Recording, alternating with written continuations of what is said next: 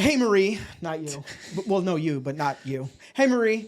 Thanks for tuning in. You're here. You're watching the back of my head. It looks terrible. I think the back of my neck looks like a package of hot dogs. I've got black guy neck.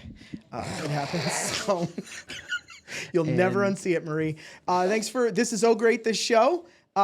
Big night. Big night for the show. It's late. It's late, but that's great because we were waiting for a VIP guest to show. It's a collab. Tom, we've talked about it so many times. The X. You got to bring the X back. The collab. Oh. The collaboration X. The kids love it. They put an X in everything. You lost me on that one. Everything is something X something. We've discussed this 15 times. Yes. We'll speed it up for you.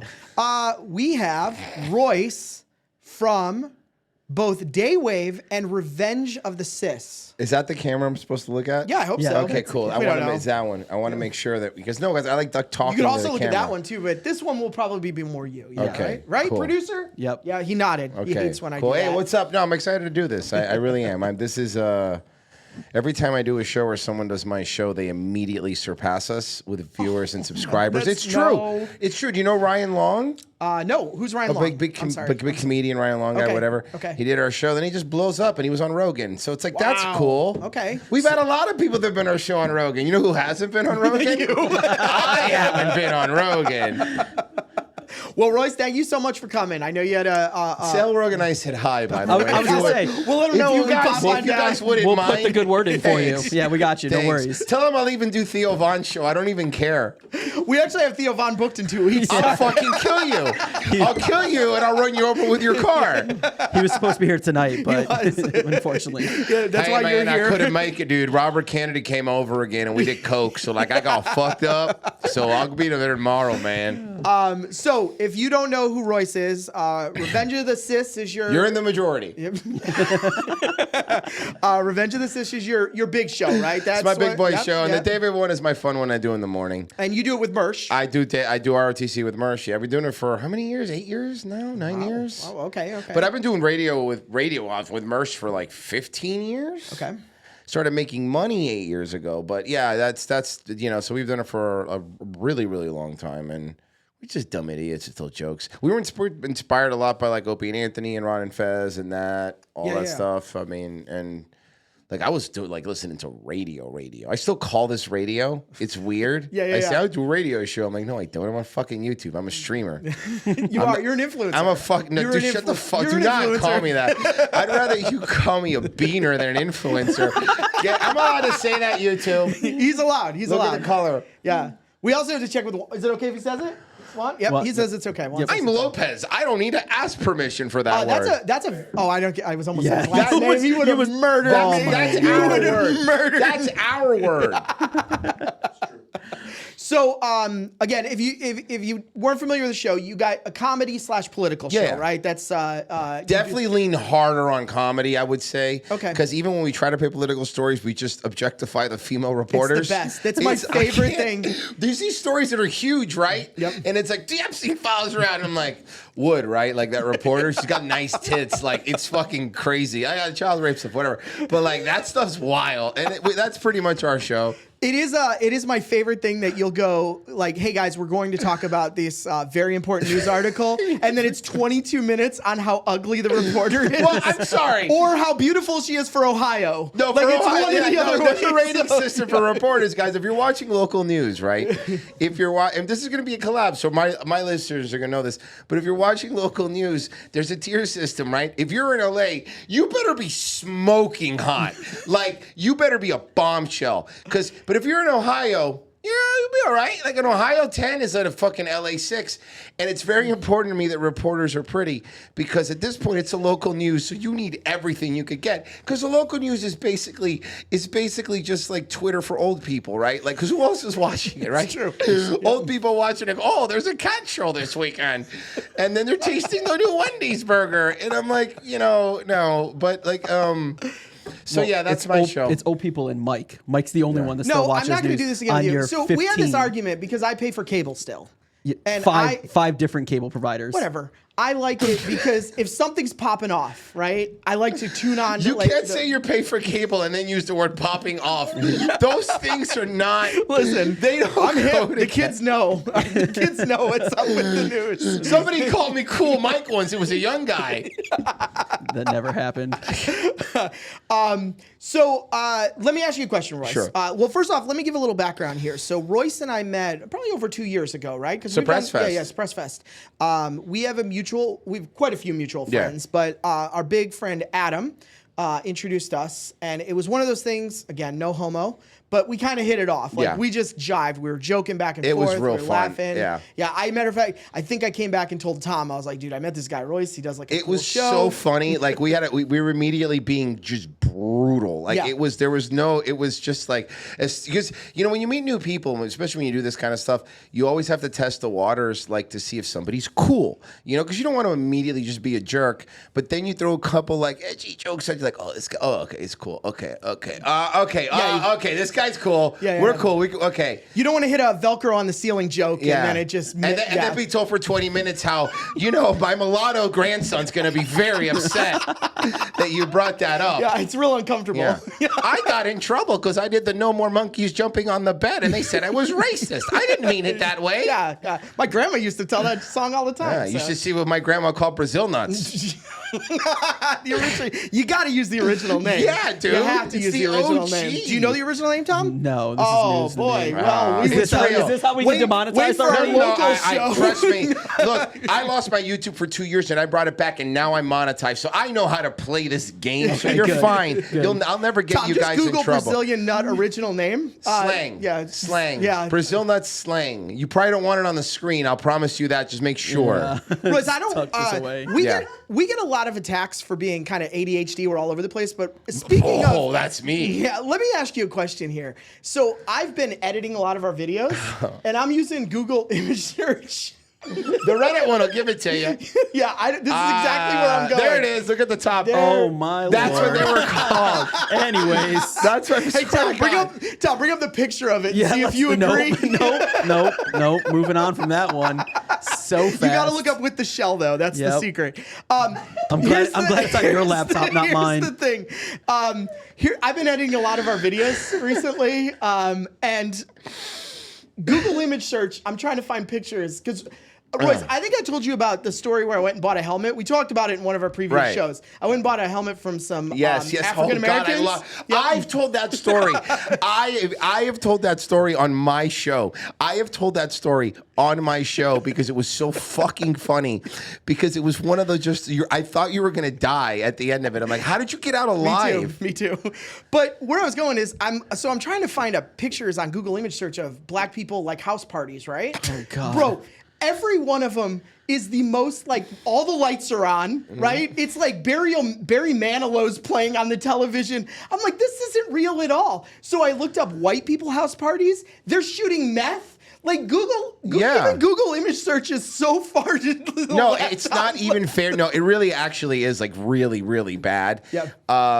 But I'll say this though, Google has gotten a little bit better than the way it used to be, because you used to just search for like, why do blacks commit crimes? Jesus, and I swear to God, it would autofill, it would autocorrect. Do you mean why do whites commit crime? I'm like, no. It's not even the same word. You're not even autocorrecting me right. Bro, stop being racist. You can't be racist on Google. Yeah, don't come with those facts. That's where you're wrong, kiddo.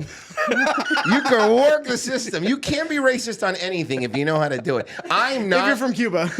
Well, listen. No, you can make a raft out of anything if you're from Cuba. Honestly. Okay. But yeah, that's the show. Okay. So wrap it up. We're good. 9 minutes. That's 9 minutes. Yeah. We nailed it.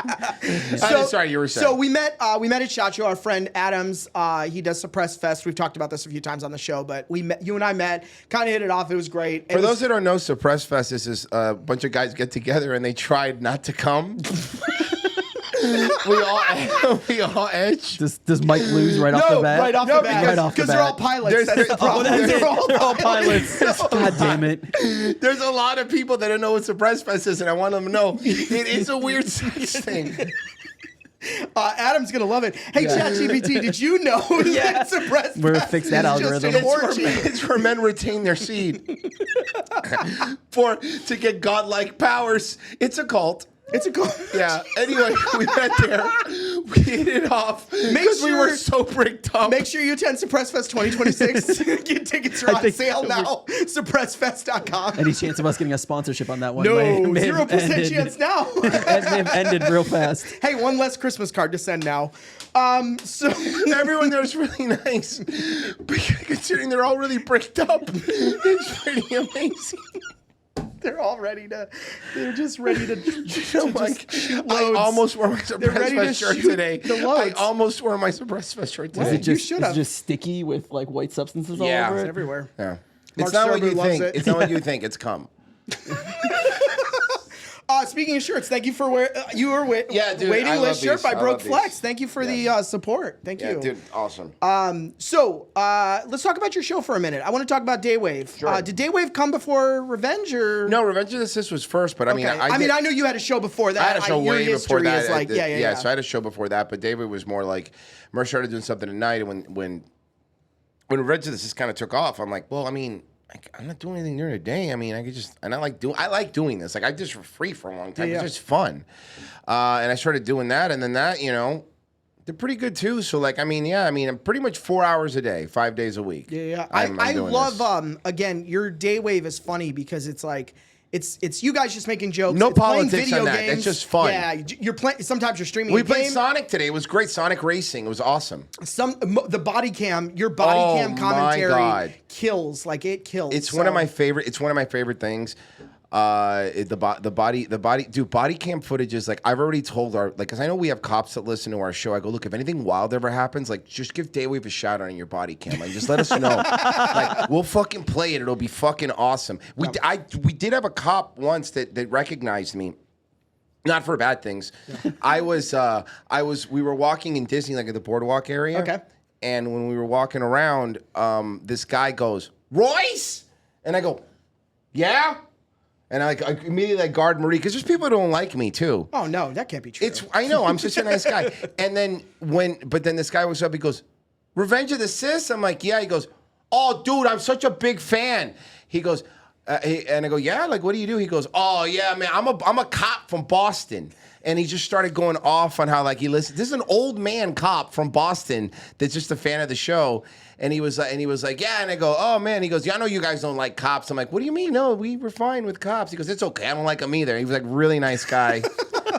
But yeah, body cams have changed the game in terms of how content is done now, because body cams are something funny because like, I remember before they came out, it was a lot of people that were like, cops need to be accountable. They're doing a lot of crimes. You got to give them body cams. And now that they've come out, they've been hilarious because it's like, shows the other side. Stop showing the body cams. You're making us look bad. Yep. And they're always from Florida because we have, here we have like the Sunshine State laws, which means we get stuff like right away. Yeah. Like Florida, if you do a crime, everyone will know about it immediately. Like, there's no way not to. Royce, if I can say real quick, thank you for bringing that up, because that's the thing.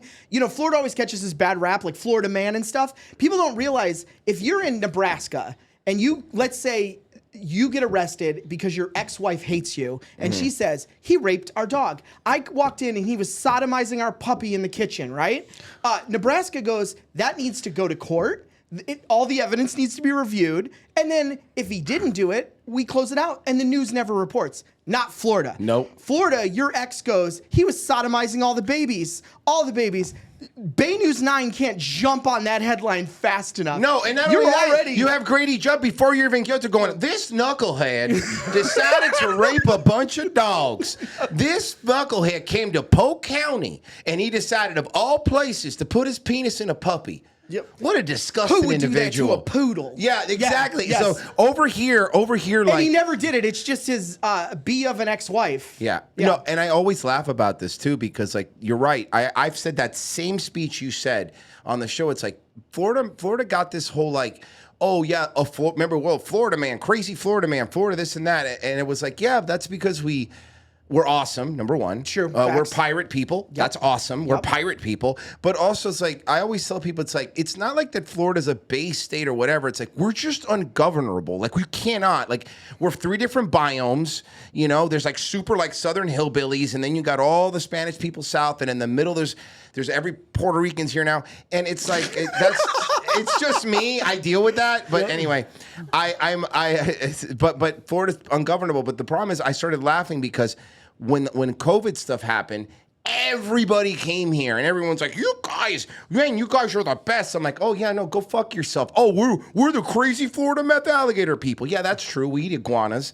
But also, at least we're honest about it. We are. At least we're up front. Yeah, we're up front and go, and most of our news is fake because it just hasn't been vetted by a court of law yet. Yeah, so, no, exactly. That's a really good point. In Florida, you're guilty until proven guilty no matter what. And that's it, you know? Channel 10 has already proved you guilty. Yeah. There you guilty. go, Boomer. Talk about Channel 10. It's on the internet. Yeah, but you have beef with a reporter. I remember that story. That story killed me. I looked it up. This guy has beef with a reporter. What's the reporter? We haven't told that story. Oh, let's tell this story. I'm so fucking excited. Okay, I heard this story and I was in tears when I heard it. All right, so I'll tell this story. This is like legit beef I have. So let me give a little background. Let me paint a little theater of the mind. I love using. I love theater of the mind. I gotta throw back to Anthony on that one. So when you're in graduating high school, you're a senior in high school. You start to they want to bring motivational speakers in. You know, they bring in those dudes that tear phone books in half and yell at you. Oh, I love that. Yeah, do flips. Yeah. They also bring in guys without legs, and you know, like, here's what it's like to grow up without legs. Like every version of a motivational speaker, they try to jam down your throat when you're a senior in high school. So at least in Florida, down here at Iguana Town, so. I got invited. I was in a program called Business Leaders of America, BLA, okay? And to add a little more context, my high school... I bet you that got you so many hot babes. No. No. But just to show there's a class system, my high school had 2 versions of work release programs, all right? I love that you called it. I love that he called it a work release program. So we had BLA, Business Leaders of America, and then there was like Jobs Group or something. If you were in the crappy one, you basically worked at Publix, Winn-Dixie. The school knew you were a person that wasn't going to do anything in life, okay? If you were in Business Leaders of America, you were like at a business, like an actual like skyrise corporate job, right? Doing some crap. You were probably copying stuff, whatever. So here's the thing, what I happened to do. I went and worked for a large printing and graphics company. I lucked out, okay? Nonetheless, I was the gem in BLA's program. I won the award for the highest paid student. I would get to leave school 3 hours early to go to work. It was great. But I say all that to say this. We had to go meet at a giant conference hall. Like they brought every high school in like the surrounding 10 counties to this massive hall. And we were going to get motivational speakers and we're going to be told awards were given out, etc. We went there. My class, my buddy, we're all dressed, you know, as nice as a 17-year-old kid dresses up, you know, basically put on the same thing I wore when grandma died. So we get there, sit down. My buddy decides to make what I think is a racial joke. Okay, he makes it, and I don't chuckle. like those, but I know you don't. You hate them. Like, I'm sorry. that's where I draw the line. Very but off. okay, We should just end the show now. I told you before the show, no race stuff. No race stuff. I'm sorry. So, I chuckle and laugh. Okay. Now you're 17. You're screwing around. You're a kid, right? All of a sudden, the speaker that's on the stage stops his whole speech and tells everybody in the room, "Excuse me, I'm gonna stop real quick here. Somebody has something more important to say than I do." I'm not even paying attention, right? I don't know what's going on. All I know is there's a hush over the crowd. And this gentleman points to me. And I go, "Oh," and you remember when you're in trouble, everyone's like, "Ooh." Yeah. Like you're in trouble. It is Reginald Roundtree on stage, the Channel 10 news anchor, the like the love of the world. Like everyone loved that guy in this area. I think Tom's got a picture of him. For you. Did you find a picture of his ex-wife he cheated on? Beef. God damn. So Reginald Roundtree proceeds for the next 10 minutes to give me a tongue lashing about how I am disrespectful. He wants to let the whole room know that this is what you don't want to be when you grow up, right? Hey, Reginald Roundtree, you want your own podcast? Or do you want to be a failed news reporter that got fired from your job and then cheated on your wife? Let's see. We had a time machine now. You know what's funny? Please make a short out of this. Oh, we will. And tag them. Oh, it'll happen. No, but tag him specifically. He's not on Instagram. Oh, don't worry. It'll get to him. We'll find tag out. the news station. He'll see it. So, again, he's ripping into me. But the net effect isn't, I don't give a crap about Reginald Roundtree. The principal of my school, the leader of my program, they're just locked eyes on me. And I'm like, oh my God. So he finally decides to stop berating me, goes back to his speech. After everything wraps up, I got to go outside and I'm just getting yelled at by the principal of the school, the program leader, how I embarrassed our school, blah, blah, blah. I'm just getting ripped apart. And I'm like, fucking Reginald Roundtree. So at that point, I hated Reginald Roundtree. Now, fast forward a year. My buddy and I were walking through Countryside Mall. Now, I'm not trying to localize this too much. And you're 18 now? Yeah, I'm 18 or 19, so it might be a year or two later. I'm definitely out of high school. I'm in college. We're walking through, would be like just a normal mall, 2-story mall. Everyone's got it, Mall Town, USA, if you will. And we are in a Macy's, right? And we're walking through, and I see Reginald Roundtree at the jewelry counter of a Macy's, right? And I look, and I'm like, oh, man. And my buddy goes, hey, dude, is that Reginald Roundtree? And I was like, yep. And he goes, you should hit him. You should just go up and punch him and run. The worst advice ever, but continue. He's like, how good would it feel to punch Reginald Roundtree? And I was like, it'd feel good. But here's the thing. At this point, he's still you punch Reginald Roundtree, you're serving time. That's the thing, and you're now an adult. So I'm like, no, that's true. Yeah, that's true. I was like, I'm not going to punch Reginald Roundtree. But we walked up. And Reginald Roundtree, being a cocky individual as he is, he goes, oh, hello, boys. Can I help you? Got some fans here? And I go, no, fuck you, Reginald Roundtree. I was like, and he goes, take him back, right? Yeah, He's like, obviously. Excuse me? And I was like, you berated me at the goddamn event. I gave him the name of the event. It's been years, so I don't remember. And I'm like, and he was like, oh, it's that rude young man that decided to talk while I was giving my speech. And I was like... He remembered you. He did remember me. Now, here's the best thing. Reginald Roundtree and I are kind of going at it a little in front of a Macy's jewelry counter. The lady behind the counter who knows who Reginald Roundtree is like, what is going on right now? And Reginald Roundtree is like, well, at least I get to see that you didn't grow up any better than when I spoke about you before. Sir, please do not argue in front of my Michael Kors watches, okay? That's what I said. I said, Reginald Roundtree, you know what? At least I'm not at Macy's buying jewelry. So I exited out, right? My buddy's like, you should have hit him. So we left. Now. Your buddy's not giving the best advice, but None of my friends ever did. It would have been funny, though. Okay. It would have been great. funny. No, yeah, it would have been hilarious. Especially being the one not hitting him. I don't know if my life would have been where it's at today, watching Reginald Roundtree, but now, fast forward about 3 or 4 years after that. Okay, Reginald Roundtree's life's gone to crap at this point. You said he got a divorce. I'm pretty sure he cheated on his wife. I may be allegedly. Let me say allegedly. I think that's how you get out of lawsuits, right? Yeah. I think that's how it works. I do know he got fired from his station because he did something about complaining, and they said they let him go for like bad reporting or something, but he tried to countersue that they were firing him because of his age or the fact that he was trying to turn in that the news station was doing something illegal. That sounds like he was being a rude young man. Does sound like it. Sounds like a bad choice. But here's me rolling up in front of a 7-Eleven. I walk in, Reginald Roundtree's at the counter. Right? This guy's your fucking nemesis. Like, literally, you tell every time he's like, he shows this guy, the universe is placing him in front of you. Yes. They're just trying to get me to hit Reginald Roundtree. Yeah. So I pull the 7-Eleven door open. I walk into 7-Eleven. There he is. I go, oh, this motherfucker. And he goes, Reginald motherfucking Roundtree. Yep. We meet again. And then he looks at me dead in the eye and he goes, oh, it's this rude son of a bitch. Oh, that's so great. And then I just go, fuck you, Reginald Roundtree. And then he just goes, fuck you. And then we just walks out of the 7-Eleven. everyone in the 7-Eleven, it's like an old Western, right? Like you could hear a pin drop because everyone's like, why did this kid just come in and start fighting with Reginald Roundtree? Fuck. And that is the last time I've ever seen Reginald Roundtree before his life was fully falling apart now. So, fuck, man. Yeah. So bring him on the show. We'll have a whole debate. I mean, we were looking for B-list celebrities. That's a C-list. So he probably D. D.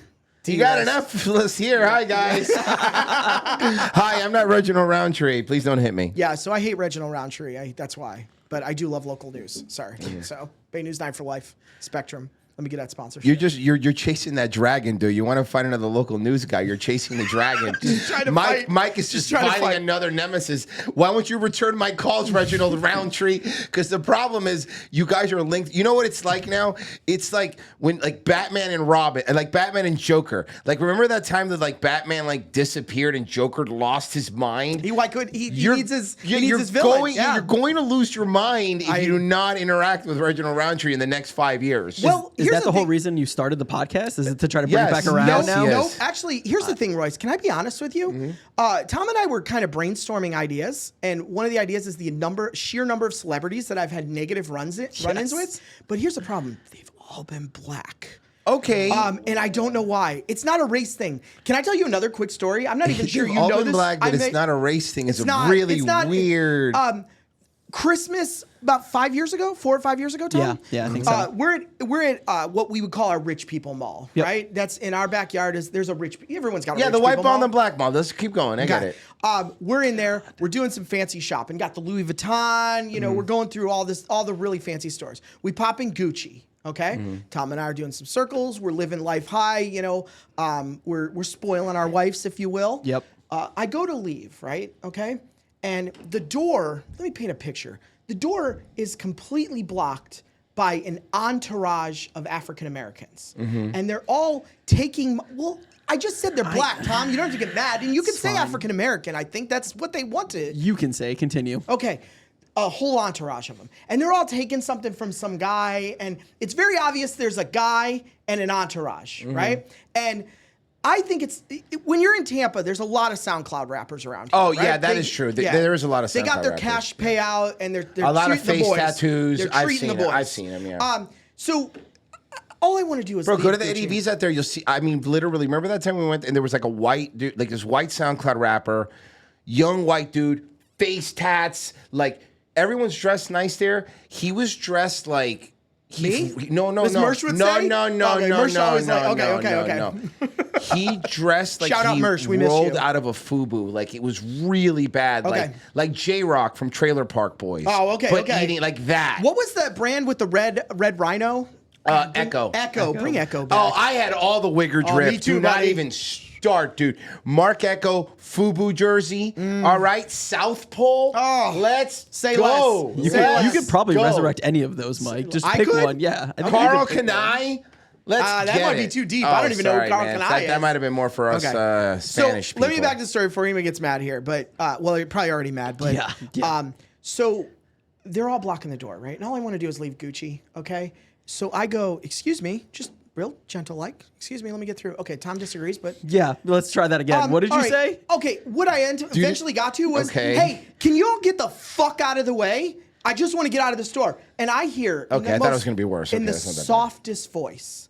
Oh man, I'm sorry. Everybody, let's get out of this gentleman's way. Yeah, he was very nice.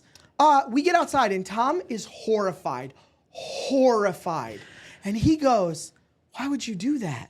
And I was like, they're in the goddamn way. I want to get out of here. Why do they have to congregate? And he goes, do you know who that was? And I was like, no. Who was that, Tom? It was CeeLo Green. Yeah, I told CeeLo Green to get the fuck out of the way while he was in town doing a Christmas concert. Probably some sort of fundraiser. You just have a gripe with all millennial rappers, pretty much. Just Is CeeLo Green a any of millennial them. rapper? I think American Dad said CeeLo Green looks like someone put a suit on an apple.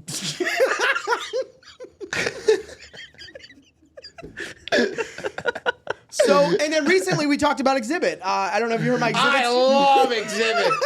I love Exhibit. Yeah, I ran into Exhibit in Vegas, and he told me to fuck off. Yeah, fuck off, basically. Why? What did you do to him? Well, it was like 11 p.m. You on a did Wednesday. something. Nope. See, I know Mike. People don't. Mike makes it seem like he's innocent. I hung out with I'm the Mike. victim. I hung out with Mike. Mike is not this innocent victim. That, oh my God, why do people keep confronting me? No, I've seen him do some shit. Okay. All I was trying to do was make a friend to Exhibit because Tom said. Were you? What did you say? Was it friendly? Hey, Exhibit, I hope you're doing good. I hope you win a lot of money. Mind you, nobody else was in the room, just him and was just Exhibit. me And and this is Exhibit. his side of the story. So I can't wait to hear from Exhibit what the real side of the story was. Listen here, you Brazilian nut. Too much, Tom? Too much? No, may that's be it. fair. That's fair. I didn't may say be that. it. I was being very polite, and he shouted at me. And we were the only ones in there. And I just was trying to make Exhibit a friend because I thought it would be fun to make a friend with Exhibit. But I feel like you just In screamed. fairness, He goes, I we hope were- you. we- Was it the high roller section? It was the high roller Did room you at yell at Aria. him and go, wow, I'm surprised you could afford to be in here? You still have that Pimp My Ride money? Yeah, no, seriously. Did someone pimp you a payday loan? Jesus. Funded by Amscott. We're definitely Yeah. never getting Exhibit Do on now. you really want Amscott? I'll say, do you really want Yes, I Amscott want as a sponsor? Right now, sure. I have heard you guys talk about Bugattis and designer watches. I don't think Amscott is the people you... Wait, no, you know what? They probably got Aha! Rent-A-Center. Hear me out. it. Okay, I'm on. Give Yeah. us the plan when as soon as the show ends. Give us the business Do you plan. want to pay more for stuff in the long run so you could afford to play PS5? Yeah. Rent-A-Center. $5 a week PS5 and the Nikes. You They saw sell PlayStation Nikes. is now renting PS5s. This is for real. Yes, Dude, I just played I this thing. I was fucking losing my mind. PlayStation 5s now, you could rent them. I don't know how much it is a month, right? But they did the math. After 3 years, it's cheaper just to fucking buy one. So just renting an actual console like Blockbuster used to do, just fucking... Giant case. Yeah, be You like, take here home, you go. Here you go. Please bring it back. Yeah. Yeah. No, I was not mean to Exhibit. I was trying to just make a friend. I think he was just down. We got told by somebody in the organization that he was just not doing good. So, but, you know, again, I don't, like Tom said, I don't think Exhibit was looking for a 40-year-old white guy as a friend. Yeah, it was like a Tuesday night at like 11 Wednesday. It was p.m. Wednesday. Yep, Wednesday yep. I night didn't at mean to like, semantic you at there, like sorry. 11 or 12 p.m. And he's just like, hey, Exhibit, what are you doing here? Yeah, Mike. Do you want to put a slot machine in the side of my car? Yo, I know you like gambling, so I replaced your steering wheel with a roulette wheel. How do I drive? Pimp My Ride was my favorite show, but also those vehicles were so stupid. Did you see the dude that actually went and found? Yeah, Tar Yeah. Bars. Oh, He's yeah, right in our Bars. backyard. Yeah, he's He's awesome. in our backyard, yeah. He's awesome. That was so fucking funny when Yes. he was like, "Oh my god, all the wiring terrible. is Yes. shit. Yeah. Like it's garbage." There's been a few documentaries Yeah. on Yeah. about how bad they did. So here's the thing. You know what? Honestly, whatever you want to think, maybe I shouldn't have soft shoed for 5 minutes in front of Exhibit, but I thought he just wanted the entertainment. So Started acting like the you crows know, from Dumbo. I did. I sang the watermelon song from the ice cream truck. So hey, Juan, can you play that? No. He said no. He was like, no, I will not. Do not make me part of this bullshit. I want to trying. point out, you think I'm the problem. I've been pretty good, actually, for me. We're trying so hard to get monetized here, and you're doing everything you can. I'm monetized, so don't worry. If they monetized me, you guys are fine. We're also pre-monetized, so we're good. I think that's like we were talking about babies. Yeah. You can drop them like up to a year or something, and they don't God. know. They Just don't do know. whatever you want. Kick them down the stairs. When you first start, I will be honest with you with Lay it on me, YouTube. yeah. Once you hit like, and you guys are growing really fast. So once you're like 10K, they don't really. You could pretty much get away with murder because Future episode. No, I'm just saying they don't really, because there's so many people, right? I tell you this from experience, like. If I could do the same thing on DayWave, which is a smaller like channel, versus ROTC, and I will get in trouble in ROTC, but I won't on DayWave because I go under the radar. They don't really care. So yeah, you'll be fine, and you'll get monetized right away. Here's my thing: when you do apply for monetization, let me give you a pro tip. Ooh. Yeah. All of your latest shorts or whatever, make sure that something stupid. Talk about cats. Talk about something dumb. Because whoever goes and looks at your channel just looks at your last 3 videos. They're not going to go through your whole fucking thing. Okay. So they're just going to look at your last 3 videos, And they're gonna look again. We got monetized, and what we did was we made the last 3 videos that we made were just Mersh and I looking at cat videos and commenting on them, and that boom monetized. I'm gonna go find that video. Yeah, that's all. It's amazing. Yeah, it's amazing. I brought a stuffed cat for Mersh. You know, he was gonna. You're supposed to be here, but yeah, no worries, no worries. We'll. You gotta have him on though. Yeah, he felt bad. Oh my god, yeah. So hey, we have a Vegas story if we can tell you just to get your opinion on this one. You okay telling that story? Yeah, no, we talked about this. Okay. Yeah. So Tom, do you want to tell it? You've talked like twice on the show. So I mean, I feel like this is an us story. Yeah, lay it on. So obviously we were in Vegas a few weeks ago, and we had our Vegas episode that we recorded. Yeah, I saw that one. But so while in Vegas, the slot machine guru killed it. I think we could fairly say that all of us did very well. Yeah. The slot machine guru over here was just like, play this machine, play this machine. I did extremely well. Yeah. We all did really well, but I did the best I've ever done, leaving Vegas with more money than I brought, which is a huge win. Thousands, if I can say. Yes. Also, I want to just add Probably, brother, pro tip, now that you're doing this show, never give exact amounts you're making, because if you get big enough, the IRS will give a fuck. tens of dollars. Is There what you Tom go. Thank won. you. Sorry. Obviously, or I heard you guys only lost, but yeah, sure. Real quick, what's funny about Tom saying that I was the slot machine guru? Adam, our friend, Yep. Yeah. Adam, that's coming over here tonight. He would say, "Hey, Mike, what machine should I play?" And he would put like $10 in and win hundreds or thousands of dollars instantly. Well, that's He what would hit a happened when I jackpot. played with. That's what happens with me. Remember when I was with you? I was sitting next to him, and I was just like, "What the fuck?" And I kept winning, and I kept winning, and I was like, I went back to me. I just won a bunch of money because Mike told me to play this one.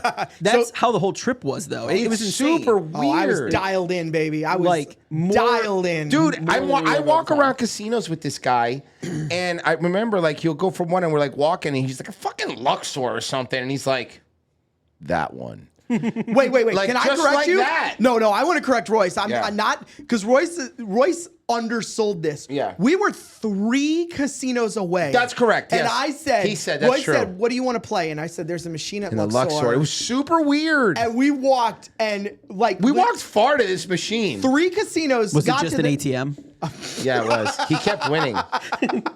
And we hit this machine, and second spin, it was like $3,000 hit on Yeah. like a $20 spin. Yep. So, but go on. Sorry. Go on. So we're in Vegas. We're doing really well. It's the final day of Vegas. So I check out of my room, get all my collections, the many collections. We'll leave it at that. Load it up in my bag, and I go, "Hey, Mike." What he's saying, just to be, his stacks of fat cash. Nice. Empty out my safe, put it in my bag, and I go, "Mike, I got a couple more hours until I got to fly out. Can I leave my bag in your room?" And he says, "Of course," because of course Mike is in the Sky Suite, Yeah, I'm in a penthouse. in a penthouse. Which hotel was it? Aria. Aria. That's a nice one. Yeah, it's the best. Smells amazing when you walk Oh, in. that smell. It's the And smell. when you walk into Sky- Yeah. See, you everybody walk into nods their Sky's- head in the room. yeah. Yeah, it's something about that smell. Oh, it's great sweet. So it smells so good. The Arias, I love the Arias. Are super pretty. Yeah. The casino's a little small, but It is. There's some other casinos I like more, but just in general, that hotel's great. Also, some of the best restaurants. So you're walking out with duffel bags of cash like heat. Yep. Yeah. Exactly. Yeah. Well, not walking out because I'm walking up. So Oh, we walk okay. up to Mike's room. I put my bags in Mike's room. Put it right in the door. Put a little stack. Throw my hoodie on top of it. Don't think anything of it. Can I add something? Yeah. Okay. So it's early in the morning. Yep. Tom, just to add context, Tom's leaving his bags because he's about to leave. He's checked out of his room. Yeah. Yep. We're gonna go get some breakfast. And where this story is gonna go, I feel terrible out. Yeah. Because as we're walking through my foyer, okay, Through the many rooms to get to the I exit. thought Guys, everyone can relate to walking to Everyone. the foyer in the Sky Suite. Yes, go ahead. everyone, what you don't have multiple bedrooms in your No, I know that. Or a DJ booth in the other one I hung out with. Then I showed a DJ booth at this guy's fucking suite. When your room at Las Vegas has a DJ booth and also an own spa where the Yeah, it staff was- comes up a private elevator to give you spa services in the room. It was so That's not normal and relatable. So funny. It was so funny. So, I looked at the electronic controls for my door and I thought about pressing the privacy button so no one would come in. And I just wanted my sheets changed. So I am okay. I need to Didn't know do right it. now, is the money okay? Oh, just wait. Just wait. So, Tom, continue on. Put my bag down, throw my hoodie on it. We go to exit. Mike says, "I just want to make sure that my pillows are tucked and my sheets are made." I can't sleep on the same sheets. Disgusting. No, disgusting. So we go down, we go get breakfast. Totally relatable guy. We get breakfast, and I go, I got a couple hours, but I want to make sure I'm up in my room or in the room, grab my stuff, get to the airport. Plenty of time. Mike's like, don't worry about it. Hour goes by. It's Aria. It's Aria. 2 hours go by. 3 hours go by. I'm now starting to sweat a little bit going, I don't want to miss my flight. Yeah, he's getting nervous because Royce knows. He's been to a casino with me. I'll be like, we got to stop at this machine. Yeah, that's we got to stop this. Yep. And we went to get breakfast at another hotel. So we had to get through that hotel, through that casino, back into Aria, through that casino, back in. So we're making our... Wait, which one of 2 breakfast places did you go to? We went to Seahorse at What's the other one? It's Salt and Ivy? Yeah, Salt and Ivy. Those are the or only two places. Bardo. Bardo. Three. Sorry, there's you're right. Bardo. There's 3. Sorry. Yeah, but Bardo's more brunch. Yeah. That's a little brunchy. That place But, rules. I love but that I do place. love that you know me so well. Yeah, You're like, which one of the two breakfast places? He's got his... So we finally make it up to the room. We get up to the room. I go to grab my bag. I'm now calling an Uber, getting everything ready. I grab my bag, start wheeling it out. As I'm walking out, Mike goes, "Oh, the cleaning lady came," and there was like a spray bottle left on the counter. I'm not trying. I know you're telling the story. Please add any context. The room had a weird vibe to it. Yeah. Like it looked like somebody was in the middle of cleaning and then dipped. But now I want to be clear. I go to Vegas a lot. Yep. I've had it where they're in the middle of your room and you're cleaning. They still have a giant brown thing blocking your door. Yeah. No, they're gone. Yep, but gone. they like everything in the room. Like they just left town. Like they were in a panic. So I was like, I am weird. uncomfortable where this is going. That is weird, is what I said. So go on, Tom. Okay. So as I grab my bags and everything like that, I go to my phone, I call the Uber, I'm getting ready to head downstairs. As I go to head downstairs, I say goodbye to all the gentlemen. We hugged, we kissed. Yep. Some One locked last jerk. eyes. Right before I go to walk out. Don't forget to suppress. Yeah, I've got. We were like, we'll see you at Express Fest. Yeah, hell yeah, brother. Right before I go to walk out, Mike looks at me and goes, "I hope the cleaning lady didn't steal your money." I did. You're a fucking prick. Bro. You're a prick. Bro, wait, no. You cannot say that line with what you're about to hear happened. I don't know why I said it, but I just made the joke. Because this is what I saw everything and I was like, yo, it looks like she just stole stuff and left. Hey, Tom, I hope she didn't take all your money. So I get in the bed. I get downstairs. We chuckled. We chuckled. I get downstairs. I get in my Uber, and I go, you know what? Let me check my bag to make sure my money's not missing. No. I unzip my bag. I look in the little pocket where the money was sitting at, behind like my chargers and stuff. There's no money in there. And I go, where he knows he put the money. And I go, okay, hold on a second. Maybe I'm wrong. Maybe I had it in the wrong pocket. It's a travel bag, a lot of different pockets. I'm frantically, my Red Bull's rolling across the floor in the back seat, frantically ripping through this stuff. First instinct, call Mike. Bro, this isn't funny. Did you take the money out of my bag? He thought that we were doing a bit. We took the money. I don't blame him. Mike's that is a funny bit, and you would have done it. And, and if I had thought about it. Yeah. And actually, I wish you should have. I should have. I would have appreciated it. Get to the airport, and I'm still now frantically panicking. Where the fuck is this money? I call him again. We call another friend that's with us that is definitely not the type to do anything like that. And I was like, please, is Mike playing a bit on me? Like, what the fuck is going on? Tom, can I All this flip money is missing. over to our side real quick of the story? So I get this call. Tom goes, hey, man, did you take the money? Are you doing a joke? And I'm like, no. And so I go, listen. It is weird that they... Well, I have... Finish your story. Okay, Sorry. So here's what I think. I have many times, like... thought I put my charger in one pocket in a bag and I thought and it was actually in another. So I just thought that maybe Tom just was, put it in the wrong part of his bag. So I tell him, I was like, Tom, just double check everything. I'm sure it's fine. No one took your money. I've been going to Vegas for years. I've never had anything stolen. Okay. So Tom hangs up, right? And I look, all my friends are in the room and I'm like, hey, Tom said his money's gone. And we're like, hey, that's funny, but he's fine. It's fine. Yeah. He calls me back. It sounds like he's crying on the phone. And I want to be clear, because Tom likes to dodge the IRS every year. Thanks for that one. He does. He does. He does. That's all he ever talks about. He was telling me before the show about the massive tax fraud he's got going on. He's giving you a lot of tips. Yeah. All the guys at this table, I'm sure it's me, but continue. So here's the thing. So Tom goes, it's a lot of money, Royce. We're not going to say the number. No. It is a substantial. Is it okay, I'll say this. Yeah. Is it enough for a cleaning lady to take it and just leave her job, and worth leaving her job and risk it? Is it enough? She thought so. Yeah. So. Oh, God damn it. So on the second phone call from Tom, I go, listen, Tom, here's what I'm going to do. God almighty, no. I'm going to go downstairs and I'm going to ask my concierge, right? because it's a little early in the morning, so my host isn't in yet. So I go downstairs, right? Oh, fuck. I walk to the counter. He goes, Mr. Marisek, how can I help you? And I was like, hey, man, got a weird thing going on. I really don't know what to do here. I've never been in this situation. A lot of money was stolen from my room. And he goes, hold on. I'm going to call security. No, I'm sorry. Let me back up. He says, what's a lot of money? And I tell him, and he goes, hold on. I'm going to call security. Yeah. Security needs to be involved right now. Picks up the phone. His call goes, I have a guest here, Sky Lofts, or Sky Suites, sorry. I always mix it up with MGM Grand. He goes... Happens to the best of us. Of course. You guys relate. He goes, I have a guest here. A lot of money's been stolen. Can you please send somebody here from security immediately? So he's like, they'll be here. Within like 20 seconds, this guy shows up, right? And he goes, Mr. Marisek, I'm going to take you over to the side so we can talk. He's like, what's going on? So I go, hey, listen, my buddy, we brought the bags to the room. We locked the door. We went to get breakfast. We came back a little bit later. He just got in the car to go to the airport. All of the money is gone. How much is it? Okay. Where's he at now? I was like, listen, he's at the airport. I just told him, take everything out of your luggage and make sure, because the worst thing could be at this point to go, oops, I found it, right? Yeah. You look like an idiot. So right, and you could get somebody fired or in trouble. Yeah, exactly. So can you just put the amount in there for me? Because I would need to know. I'm sorry, because now at this point, I'm... What if it's disappointing now? No, it's not going to be. I'm emotionally involved. I am... Are you... Okay, keep going. So security goes, I go, hey, he can come back from the airport. Yeah. Because Tom is basically, and again, I'm not in tears. And he's like, what do I do? And I was like, so security goes, listen, for that amount of money, I would have him come back because we're going to have to talk to him. Yeah. Also, and I'm, as an employee of the MGM Corporation, I can't give you advice. I would without a doubt call Metro, which is what they call police out there, basically, if you're not familiar. Yeah. So I was like, all right, no worries. So I call Tom, and I go, Tom, you got to come back here. And Tom's in a panic. He's got to get on a plane in like an hour. Yeah, of course. So I'll switch back to you, buddy. So I'm now at the airport profusely sweating. Like, I'm so disgusting. Like laid out all my stuff. Like he's from Ohio. Like just, he's pulling out his stupid, like, oh, I went to Vegas and got this shirt. Okay.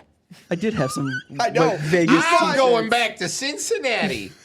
So I'm in like a hallway just emptying out my bag, frantic, because he's like, hey man, you probably put it in a different pocket. It's not anywhere. All my shit's out. My underwear is sitting on the ground. Like, I'm a mess. And he's like, you need to come back. And I'm like, great. So I go up to the counter, to the airline, and I was like, hey, I need to switch my flight. Something happened. And she's like, well, what happened? So I'm like, you want to be honest? I think the cleaning lady just stole all my winnings. And she's like, well, how much is it? I disclosed to her how much it was. She goes, oh, you need to go back to that hotel. Yeah, oh my God, everybody is. I would have told you to go back too, by the way. So I'm now trying to deal with them. They're not very helpful because they're like, well, you're trying to fly out on a Sunday? Like, everybody flies out on a Sunday. There's no flights available. So I get all my stuff, call another Uber, get in the Uber. That whole ride back now. Mike's texting me, I'm dealing with security. Here's the number. You need to call security when you get back to the hotel. Yeah, because they want to talk to Tom. Yep. They, you know, while it's in my room and everything, they want to talk to the actual. And we also called the police. Yeah. No, not yet. Oh, I'm sorry. No, not yet. Sorry, Tom. So sorry. I get back to Aria. I get in there. I call the number, and this dipshit answers the phone. Motherfucking and he Phillip. goes, Fuck you, Philip. Okay, I was going to put his name out there, Fuck but yeah, him. fuck you, Phillip. Philip. So he's like, I don't know what you're talking about. And I said, sir, I just missed my flight. I'm out money. What the fuck do you mean you don't know what I'm talking about? Real quick, I want to say something, okay? And I'm sorry to put Philip on blast here. Yeah. The gentleman that helped me in security was so kind. Amazing. Yeah. And he said, listen, man, we're going to go into a shift change here. So give it 30 minutes so that team coming in can read the reports. Have your buddy come back. Tell him everything. Yep. This is what we need to do. We're on top of it. You're a Noir guest here. We're going to make sure everything's right, blah, blah, blah, right? Fucking Philip goes, you want to talk to Lost and Found, right? Well, so that was the first conversation I had. He went, well, I don't know what you're talking about. And I was like, we've already done this whole thing. He's like, well, I don't know what you're talking about. Let me give you a call back. And I was like, okay, fine. At that point, Mike met me down the lobby. We go back up to Mike's Sky Suite. And we're sitting there. You can't get up there unless you have a special key. Yeah, I know. You got to flash it to get in. So we're sitting there, and that's when I'm like, all right, Philip's not called me back yet. Let me call back down again. Get somebody completely different. And they're like, oh, sir, just call Lost and Found. I said, ma'am, if you understand that if I drop this money, it's cash. No one's going to turn it into Lost and Found. Can you imagine? This is a waste of time. What an idiot. A waste of time. So that point, we called Metro. Yeah. file the Metro report. We do all the stuff. Still waiting for Philip to call me back. Correct. And the police are going to come. They're like, we're sending an officers over to you because they go, how much money was it? We tell them, and they're like, we'll be there shortly. We'll be there shortly. Here's the other thing. Philip can suck Tom's dick from the back. Okay, Philip of the ARIA security team, if he still has a job, can do that. All right? Because here's what I did. I called because I would say this is my favorite part of the story, so I can't wait to hear your side, and then I can add my side to it. Do you want me to? Okay. Here's the thing. I thought maybe Tom left the money in the safe of his room, dropped it on the floor, right? So I'm like, hey, everybody, why don't we just go check that room? Everybody's being real weird about Tom's old room. Yeah. The guy at the front desk tells me some reason they didn't even clean his room and they checked some people into it, right? So they're like, this is very unusual. He did say maybe they didn't mark it as cleaned yet, but he's like, this timing doesn't make any sense. Super quick. They're being real like wishy-washy about it, right? Yeah. So no one will tell. So This is weird. All I do is call security, right? Get Philip on the phone. Fuck ass Philip, okay? You know what he does? He goes, hey man, I can't tell you anything. And I'm like, what do you mean you can't tell anything? This much money gets stolen from me and you can't tell me anything? No man, company policy. What does that mean? And I was like, hey man, I was told if Metro Police are coming to a room, we need to tell you guys so you can meet them here. And he was like, all right, not sure what you want me to do. Philip, Metro Police are on the way. You guys, did you guys talk to Lost and Found yet?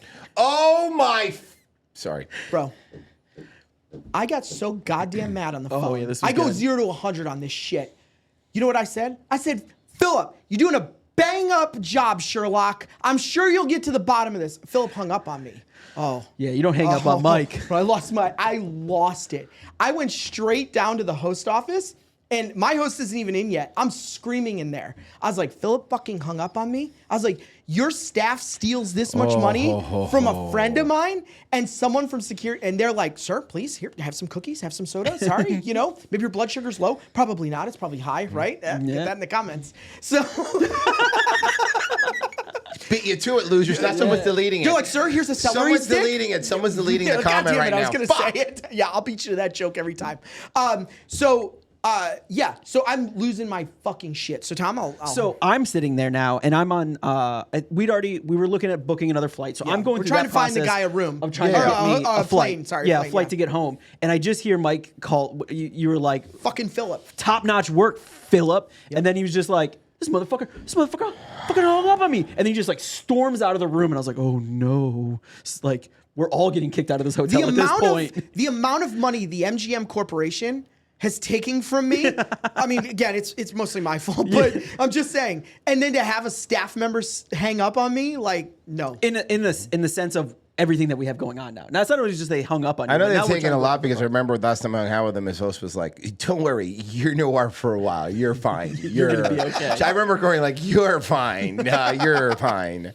And this is on the heels of our trip, where we had like this nightmare like experience and all this. Again, nonetheless. So go on, Tom. Well, so you are now handling that, and then the Metro shows up to the hotel room, and they bring up a security guy with them. So I'm talking with them directly, Metro directly, going over everything, giving them my statement, everything like that. I can hear the elevator bing, and as Mike comes up, and it felt like the air just got sucked out of the entire building because now ARIA security is staying outside the door, and Mike's just making a beeline for him. I was like, "Are you fucking Philip? Which one of you motherfuckers is Philip?" Was he there? No, he was Philip smart doesn't have the enough. fucking balls to come up to the room. No. Yeah. And now Mike's yelling at this other guy, and this guy's like, "Understand, sir, I'm sorry, but we have to da da da da." And Metro's now talking to me, pretty much telling me like, okay, we'll take notes, but Not a real vibe of. So I get in the room. If you don't mind me taking of course. I get in the room. I go like I'm trying to like not inject myself, but I want to push this a little harder, right? I'm like, hey, no one in here is. I wanted to make this clear. I'm sure Las Vegas and these hotels many times get some dickhead that lost his last $1,000, right? And he's like, someone stole my money. Can you help me? Just out of hopes that he can get his apartment payment back, his rent payment, right? So I know this isn't Get his this engagement situation. back from the pawn shop. Yeah, exactly. This isn't this situation. All right, none of us are doing this. We're like, this is a crappy situation. So first off, I targeted on I think it was Randy or something. Something. Yeah, I don't even I'm like, hey remember. man, this is what Philip did. Where's your supervisor? I want him up here now. Okay? Here's where Randy goes, I'll have him right up here. No, they never sent that guy. So then I pop outside. This is, at least, I think Alex was with me. Alex or Anthony was with me. So they can back this up in the comments. We go outside. It's another girl cop who looks like she's 13 years old. Those are great. Girl cops are great because whenever a situation's going bad, girl cops always make it better. It's true. And in fairness, Royce, she did. Because I said to her, how long have you been a police officer? And she goes, I'm actually a trainee. And I was like, oh, that makes sense because she looked like a child. Male to female? Oh, trainee. Got it. There you go. Got it. Perfect. Got it. That's how you do the joke on YouTube. That one. That's how you do the joke on YouTube. It's perfect. Yes. I go, oh, you're a trainee. I was like, you haven't shot anyone. And she goes, no, but that'd be cool. Hold on. You're missing. Wait, no, I haven't finished. Okay. Also, the black. Again, I'm just saying this not because of a race thing, but just because it'll play into it. The MGM. It's not a race thing, but race will play into this heavily. The MGM security guard standing next to her. I want to say, well, there's one right there for you to shoot. You know, it's topical. That's fun. It's topical. It's topical. That's fun. That's a fun thing to say. I didn't. Mike, you're a fucking psychopath. But do you know what he says? What? Hey, man, them shoes. I fucking fired. What shoes were you wearing? Snake shoes. Oh, the snake Of course shoes. it was. Of course Yeah, it was yeah. the snake shoes. Snake shoes. It was the snake shoes. The one that he only bought because the guy was being a jerk and made him think like he couldn't try them on. Yep. By the way, those snake shoes. Tom, what did I leave out? That was the piece I was going to say that you left out. Oh yeah, he was. We were talking about the shoes the whole time, right? Yeah. So basically, Tom, we didn't really get resolution. The police officer said they're going to go review some footage and stuff. And we had to go meet Casino Quest. We were going to hang out with the dudes from Casino Quest. So we had to leave and go to dinner, right? And we dipped out, and you basically got left with the police officer who then accused us, right? Yeah. Of stealing your own money? No. He was like, one of your friends did it. Yeah. So Mike and all of them leave to go to dinner. And I'm now sitting in the room by myself, just waiting for the police officer to come back. And he goes, oh, it'll be like 30 minutes and I'll be back. We're at 45, maybe an hour and 15. Nobody's coming back yet. So I'm like, all right, goddamn it. So I'm just sitting there waiting. So then he comes in and he's like, he knocks on the door and he's like, is there anybody else in the room with you right now? And I was like, no, am I going to get shot now? And he's like, can I talk to you about your acquaintances that are in the building? And I was like, sure, what? He goes, do you think one of them stole the money? And I said, sir, I don't know if the one that we're staying in the room with right now would even notice if that money was missing from him, let alone, I don't think he would take it. And I was like, and the other one is just scared that you're in the room right now. I highly doubt he's going to take it either. I was and like, the other one's like a unicorn, a cartoon unicorn person. He's just too kind and polite. Yes. Never. I was like, I have zero Also, those doubt. friends can all figure out which ones are which. They Let all them know. sort it out. I was like, I have zero doubt in my mind that any of them touched the money. I was like, and not only that, but it does seem a little weird that the cleaning person left all the cleaning supplies. And he was like, well, funny you say that. Because we reviewed the footage and we went back, we went to your room and there was no money in your safe and et cetera, et cetera, et cetera. That room was clean, normal cleaning person within normal amount of time. She's been with the company for a long time. But this room, the cleaning lady went in for 20 minutes, left, came back and was in the room for 2 hours. Two and a half hours cleaning his room while we were gone. 2.5 hours. Left, came back stayed in there for 2.5 hours. And it was highly unusual. Now, I want to add something real quick, Tom, if you don't mind. While I was down in the host office, yelling, not to my host, the guy goes, hey man, like, I was like, they left the cleaning products. And he was like, oh, it was definitely the maid. They do it all the time. Yeah. Yeah, that's what they said. The maid, they do it all the time. Yeah, because I mean, I guess you get away with it because, like, most people. Imagine a world where Tom got to Tampa. Yeah. What's he gonna? You have no recourse. Hi, I'm in Tampa, and I think someone stole my money. Yeah, okay, buddy. We know they have slot machines and bubble craps at the airport. Yeah. So, and that was the other thing too. So the police officer Metro came back up with the RE security, and the RE security again being fucking weird, walking around taking pictures, like not saying anything. It was Tom's feet. Yeah, kept telling me to like tweeze my toes. Yeah, and then he was just like, put those grippers on the wall. put them on the glass. Like to see the sky rise. Your balls though. But he's like walking around Mike's room now taking pictures of things. And I'm like, what the? And he's like, I can't tell you what's going on now. And I was like, well, now this makes me believe even 100%. Is this sexual or? Yeah. That this is OnlyFans. I'm going to need you to take your shirt off. Why? It's for evidence. For what? This is weird. Sir, do you want us to investigate or not? And then they leave and the real bend those and then they sheets. leave and the real security comes and go, Who are those guys? Who's those guys? So there's 2 security guards tied up in a closet.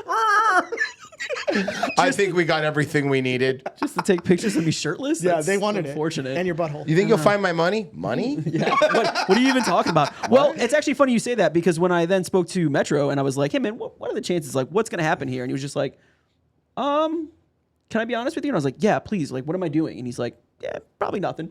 He's like, you're probably not like it's. We'll document it and everything like that. And because the amount, if you'd like, we could press charges and stuff, but we don't really know. Like he was being very polite, but pretty much just telling me like, you know, screwed. Yeah, you're screwed. You're fucked. But Yeah. So we got Tom a flight, the worst flight in history. He had to go to Detroit for 29 days, something like that. I think he flew to Afghanistan and then back to Tampa. On a cargo it was plane. the only flight. Yeah, he was dangling off the bottom of just the cargo holding plane. onto one of those like crates. So we got Tom a flight, and basically, and if you don't mind, I'll just, you know, I know this story is getting a little long. I apologize, but here's what happened. I talked to my host, instantly told him what happened, and he was like, Maid probably stole it. He's like, listen, keep me updated. Let me know. What your buddy needs to do, all right, and this is good advice for anybody out there. If you get some money stolen, right? I'm probably giving them the pathway of scamming casinos now. Casinos hate this guy and his advice. But he said, listen, here's what you want to do. Contact our risk management group. Put a claim in, you know, because that'll push the investigation to be a little more serious. Right. Most people trying to lie are not going to do this much. Especially call and the we police. had a police report and we had all the documentation. Here's the other great thing. Tom, being the douchey white dude who won a lot of money, what do you think Tom did? What do you think? You did it? He laid that cash out on the bed and he took a picture of it. So he had all the serial numbers, right? Now, here's the down part. Tom was, also stay on top of the police is what we're yeah. Every time Tom called the detective, he'd be like, hey man, what do you want me to do with this photo? Hey man, what do you want? You want me to actually investigate? What do you want? Do your job. Yeah, exactly. No, that's not how the police work nowadays, all right?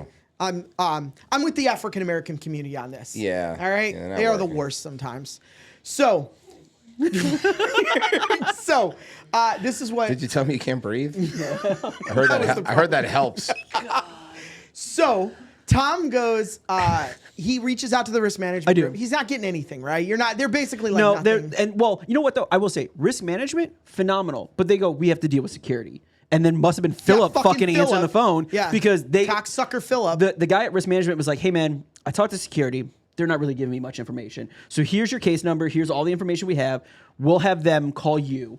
And I was like, well, what happens if they don't? He goes, you're probably better just calling us. Yeah. So here's the thing. I want to say this real quick. I'm not saying this for no praise, no nothing. It's the right thing to do if you're a good friend, and anyone should do this. I did really good. Everyone that trip did really good. Yeah. I felt horrific for Tom because the amount of money he lost is a substantial amount. So I gave him the Buca de Beppo. I did. took him to Buca de Beppo. I took him to Buca de Beppo. He could eat all he wanted. All you can eat pasta. Okay. I gave Tom desserts aren't included. I gave Tom the cash. I covered it. See, Mike's such a fucking nice guy. A gem. Well, no, he's not. Let me be clear. Mike's a very piece of dickhead. I like him for that. Aww. But also, he does make up for it by being a very nice guy. He apologizes a lot. That's something I will say about Mike. He's always like, sorry, Mike. Stop being sorry. Yeah, I think people are. One time I said, stop being sorry. You know what he told me? I'm sorry for being sorry. That's a really cool thing to do, man. That's actually really cool. Yeah, so I covered Tom, and basically what I got a call from someone at MGM, and they said, hey, man, what's going on? Can you tell us the story? I told them everything, and I was like, listen, I just want to be upfront and honest. I covered Tom on the money, okay? So, I needed to make him whole. I needed him to not hate Las Vegas. Right. I didn't want that bad taste, and they were like, most people wouldn't do that. And I was like, yeah, I know that, but I can't leave and be like, look how much I'm up. That sucks, Tom. Sorry, my maid decided to steal all your money. Month or two later? About a month. Yeah, it's been about a month. If you don't mind me telling this part, because you kind of got booted I got to the nothing. side here. I got nothing.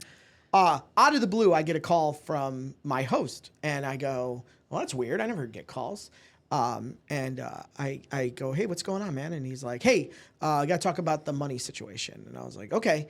And he goes, listen, you covered your buddy, right? And I was like, yeah, I told you I took care of him. And he was like, okay, cool. So listen, we know that the maid stole it.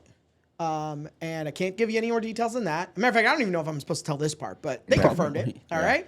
And they go, listen, you made your buddy whole. We're going to make you whole. Right. And I'm not going to go into too much details on this. I don't want to get anyone in trouble, but the casino did what's right. I think that they should have done a little more, but I think this was a situation where I had the keys to the kingdom and I could have asked for whatever I wanted. Yeah. And I just asked for a bit and then they came back a little bit. I think it was a little back and forth. Yeah. And we met somewhere that was good. Tom, you would agree. You know the whole story. Yeah. That's awesome. But the funny part is that Tom got an email that basically was like, we're closing this case. Michael Marisick gave you the money. We're not dealing with you anymore. Right? Yeah, that's hilarious. I got the there's the door. Don't come back. So they confirmed the maid did it though. I was told that they confirmed that the theft was definitely Steph. Okay. And so again, which when I talked to Metro, they pretty much told me that they were like, the casino will figure it out. And like, we're just waiting for them to tell us what to do pretty much. So, and I had two people tell me that in the casino industry, the police will do nothing. The hotel will do everything to figure out who this is. Yeah. Because of bad PR. Yeah. But I mean, especially in a Sky Suite, I mean, those are the high, just face it, those are the high rollers. Those are the people that, probably the reason they go through the bags in there too. Yeah. Well, that's the other thing though too. That's right. They're not doing it. They're not going to do it at the regular rooms. Yeah.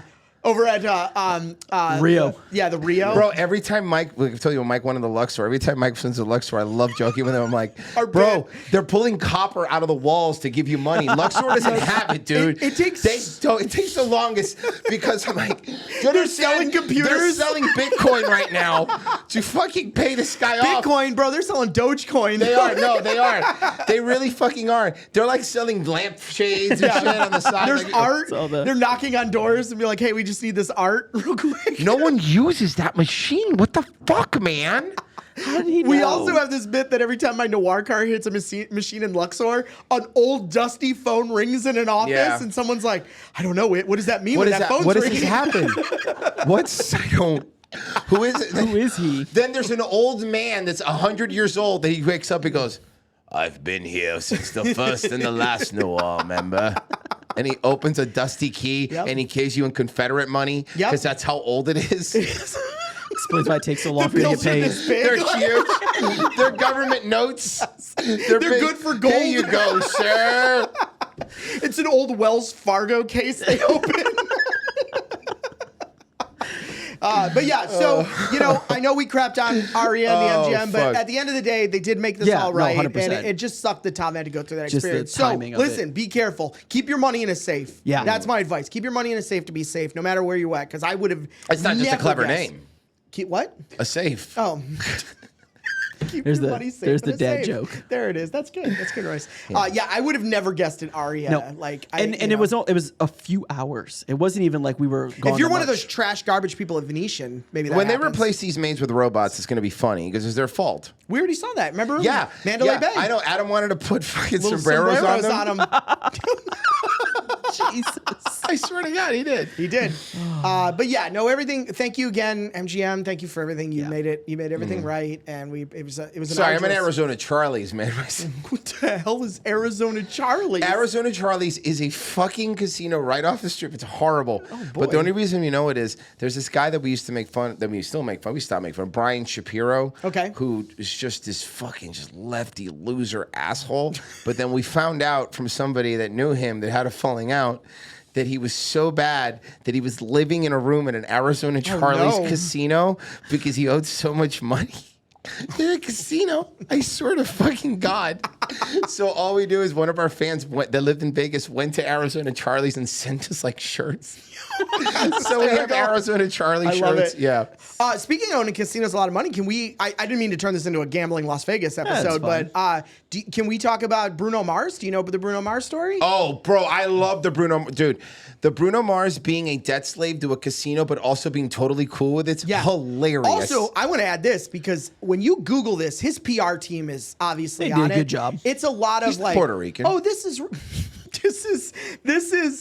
just hearsay and stuff. No, I have it on authority from my pool at in Las Vegas. Yeah. He 100% owed MGM Corporation.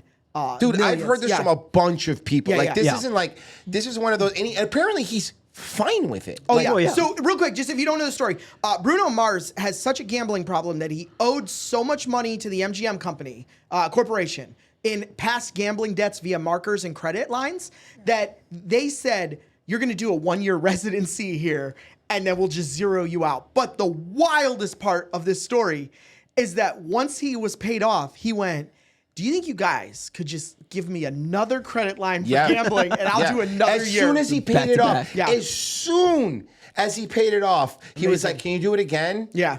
But he loves that shit. Hey, man, good for him. I love gambling too. Yeah, I mean, he's key. You know, I had, you know, it's funny because I have a Bruno Mars story. Actually, it starts with a place that. Did you yell at him at a Gucci? Yeah. No, weirdest place I was recognized. Another weird place was at a Las Vegas strip club. So we were there with our friends. I love this story. And this is awesome. So we were there with our friends and we were just hanging out. And our friends were like, "Yeah, fuck this." So they got a table because we wanted to be bothered, but we were just like hanging out. And so we go to the strip club and we're hanging out there and we're chilling. And then I see this stripper who's super hot, by the way. But she starts like talking to like my friend and they both looking over and I'm like, what's going on? So then she walks over and she goes, Royce? And then I look at Marie and my wife. Oh, you're in and trouble. I'm like, I have never been here before. I do not know who this is. And then she goes, no, I'm a big fan of the show. I'm like, Las Vegas stripper, you made it. That's how you know you made it. Really? And God, she goes, oh my God. And then that's the best thing, dude, because then she just ended up sitting and hanging out with us. And I kept trying to buy her a drink or pay. She goes, no, I don't want anything from you. And the other thing was we didn't get bothered by any of the annoying strippers because she was like, and like waving them off to leave us alone. It was great, but it was other things like go to a strip club and then it's her going, topless there going like, okay, so you remember that one time on the show when you were making fun of Brendan Schaub? And I'm like, yeah. And I'm like, man, these are normally asked by a bunch of weird autistic dudes. This is weird. I love it. So anyway, we talking to her. I'm connecting the Bruno Mars story. And then she starts telling us, it's like, there's a strip club we went to was one that was more for like locals. It wasn't one of like the tourist trap ones. But she goes, yeah, no, this is actually the strip club that Bruno Mars comes to all the time. She goes, all the girls laugh because he has a really small penis. Oh, no. Yeah. Wow. You were there. Oh, great, the show. Bruno Mars, tiny penis. I mean, you would figure with his size, it probably is related. You'd also, can I just say this? He's half Filipino. He probably just isn't a good tipper.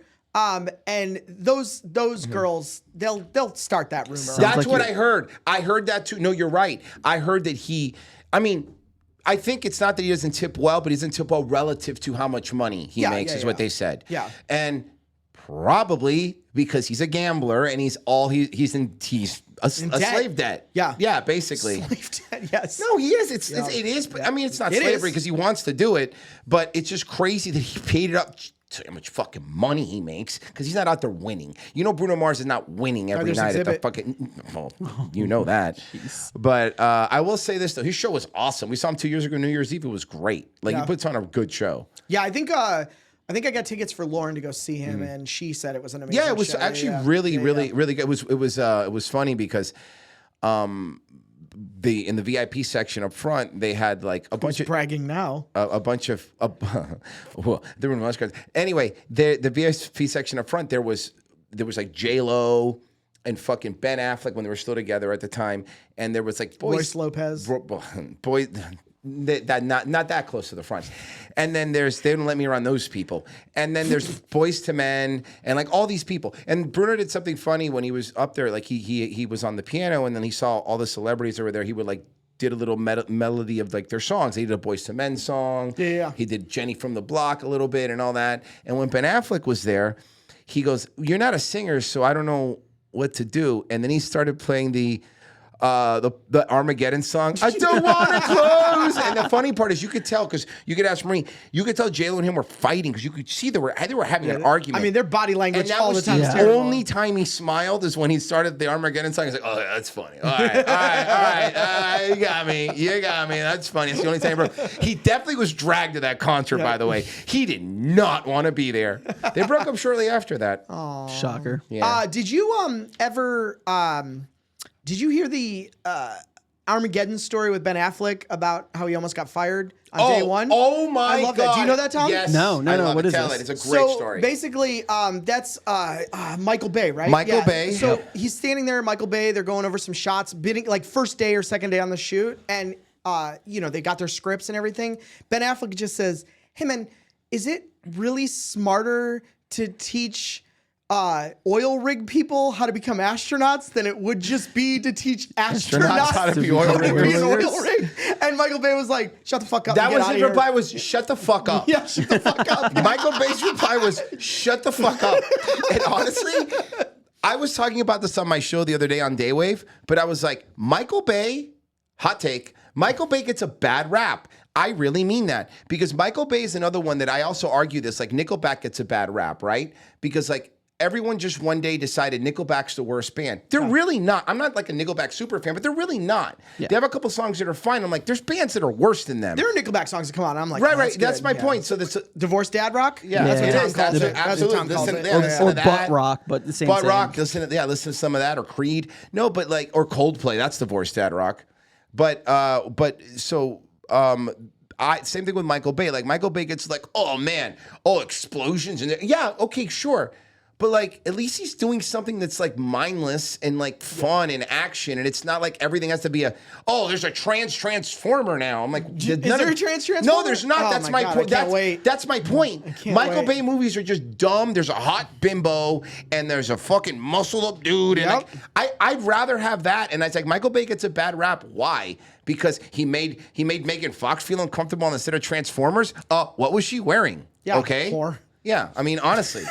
What were you wearing, Megan? Yeah, you're asking for it. Honestly, normally I wouldn't say that, but she was with fucking Machine Gun Kelly and they had vials of their blood around their neck. She probably kind of was. So weird. Like, she's not a normal chick. I don't want to get all Epstein files, but celebrities are weird, right? Bro, celebrities be crazy. I've been the Epstein file things is funny because I said it on my show the other day too. It's like, look, guys, all this stuff is dark or whatever, but like, there's 3 million fucking documents. There's got to be funny shit in there. Yeah. And we've been looking for the funny shit now. Like, let's find the weirdest, funny. Like, here's the other thing that bugs me. It's like, there were really racist people. They were super racist. I mean, you just have to watch the show to know that most people are. They told some racist jokes in the email thing. I've seen them. Yeah. And I'm like, Mersh and I, like, I'm so angry because it's such a funny fucking joke. But I'm not going to laugh at Jeffrey Epstein's jokes. I won't do it. You can't. I won't do it. If the kid thing, whatever, you're scamming people, black, I don't give a fuck. But like the other stuff, that's where you're like, come on. But some of this, the funniest thing in that email is something to do with kids. So there's a lot of funny things in there. The funniest thing in the Epstein's files that I'm happy to talk about, and I will bring it up anytime I can, is Bill Gates. Bill Gates, it's not the STD thing. The STD story. The STD story. First off, if it wasn't for the kid stuff, Bill Gates is a fucking gangster. Like, he is. He's horrible. Do you know this? I do, yeah. He's a fucking gangster. Yep. So Bill Gates, this fucking Eddie Bauer sweater vest wearing nerd. Yep. Goes and he gets an STD from a whore. Russian hooker. A Russian whore. And then the emails his friend Jeffrey going, hey, is there a way to slip like antibiotics in like my wife's Melinda's food so she doesn't realize she's taking it? So that's crazy enough. But what bothered me the most and people ignore about that story is Jeffrey Epstein goes, yeah, sure, that's super easy. Like, he's done it, like, all the time. Yep. Like, yeah, that's easy. Oh, your wife got an STD? Yeah, just fucking put that in the fucking potatoes. Who gives a shit? Grind it up in the mashed potatoes. Yeah, she's not going to fucking know. She won't know. So that's the stuff where I'm like, that shit was fucking wild. I saw another one. Jeffrey Epstein was... If you know anything about Disney, Disney has that Club 33 thing. Yeah. Which are like, you could get in, you're in the wait list, but if you're a celebrity, you're in right away. But it was the only place for a while in the Magic Kingdom where they had booze. It just was the only place with a bar, which was a big deal at the time. Now they have it there all the time. But, I mean, it's like 5-star food, like, chef. It's really nice, like decorated with all Walt Disney stuff and all that. Bro, homie had a table there like all the time. This is after he got convicted of the pedophile shit, by the way. Still popping into Disney. Still popping into Disney. He had a concierge that was still setting up. I just read this today. Wow. Setting up his tables. I wish I could find it. There are photos, you might be able to find it, of Jeffrey Epstein with Winnie the fucking Pooh, and it's so dark. That should be the wallpaper. It's so dark. It's like, what the fuck? That's like... bringing a diabetic to Willy Wonka's factory. Like, what are we doing? It'll come up. It should come up if you hit images. It should come up.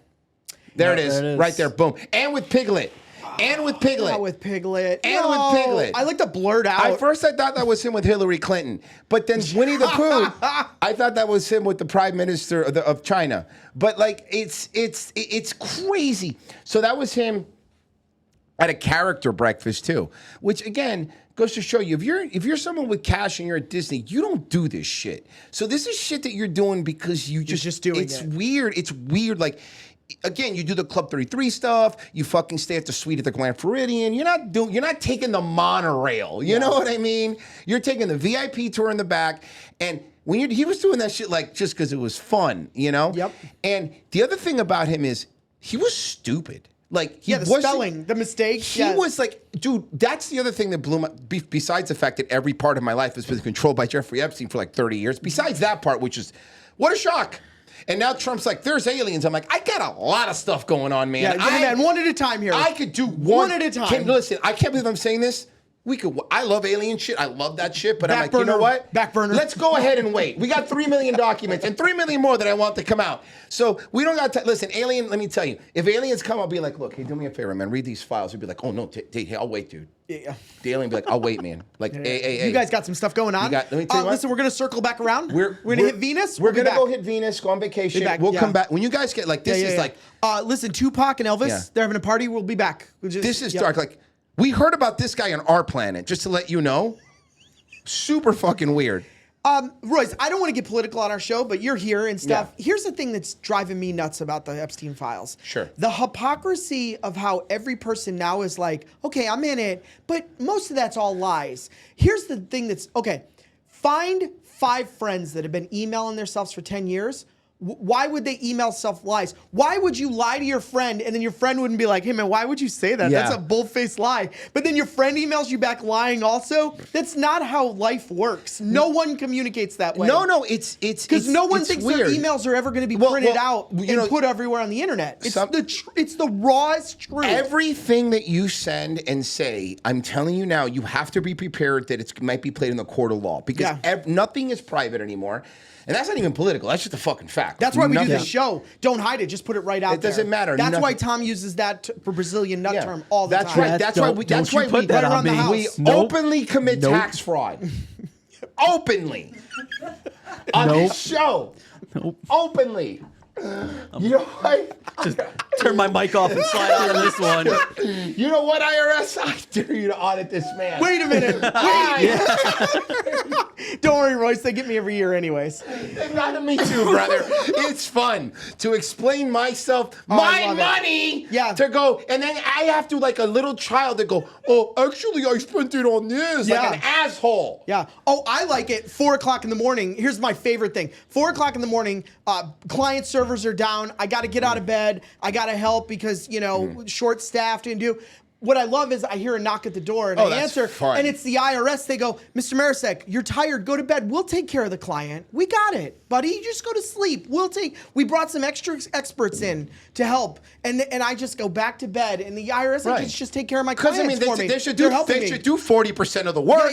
They're taking 40% of the money. What's also amazing is my IRS agent actually called me and he was like, dude, I got some Broke Flex shirts sold in my group chat for you. I'm just helping you out, buddy. IRS agents wearing Broke Flex shirts would be hilarious. They basically go, gimme, and we haven't helped you at all. But that's okay. Your road still sucks. No. It's not that they haven't helped you. They've actively hindered you. Yeah, that's true.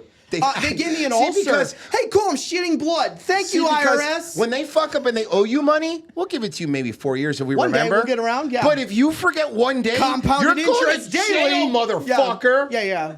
Compounded interest daily. Who do you think you are keeping your money? What do you think this is, a free country? You fuck face, give us our $142 you owed us because we got Somalis that need daycares, you piece of shit. Fuck. The Learning Center can't even spell. That's how bad they are. So give me the money.